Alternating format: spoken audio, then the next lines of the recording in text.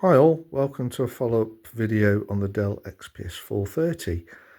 Now, I've managed to suss out what the problem was. It was the power supply.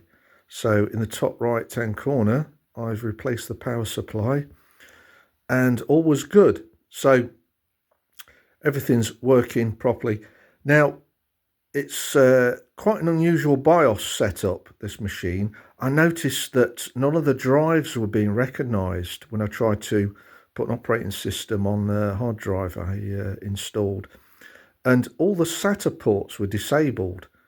So what I did is I enabled the two SATA ports for the hard drive, and that's right at the bottom in the middle, and the optical drive that's the top left, and all was good.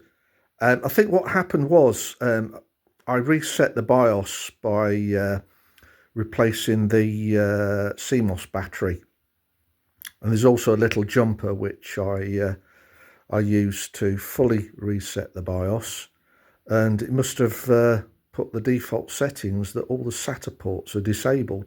Now you have to keep the other SATA ports set to disable, otherwise it flags up an error on boot.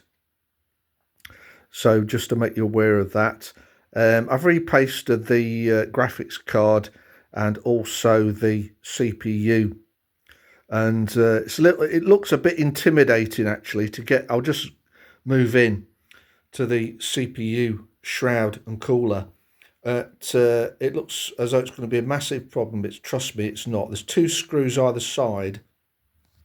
First screw I'll just point out right down there, and the other one's on the other side, and then that just hinges up, and then the fan comes away. There's also a fan there, that's easy to take out, so I gave those a clean, and that mesh there was quite dusty, so I gave that a clean as well.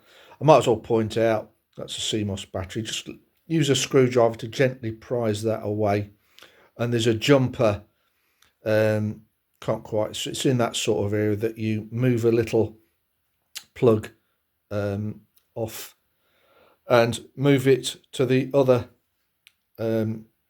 part of the jumper to reset. There's the graphics card. It's got PCIe slot for that. There's no video output from the motherboard, so you will definitely need a graphics card for this. So what I've done is I tested Linux Mint, and that seems to install okay. I've put Windows 7 64-bit on here because it's got 6 gig of RAM. You need ideally 4 gig and above for that.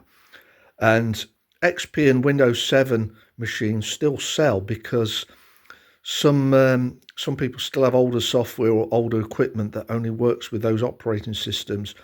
So when I come to push this out for a sale, I'll give customers a choice of either XP7 or Linux Mint.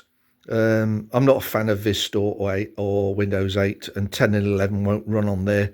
I don't think even the lightweight versions of 10 or 11 will work, so I'll just limit it to those operating systems. So all is well. If you've got any questions on this system, just drop me a comment, and thanks for watching.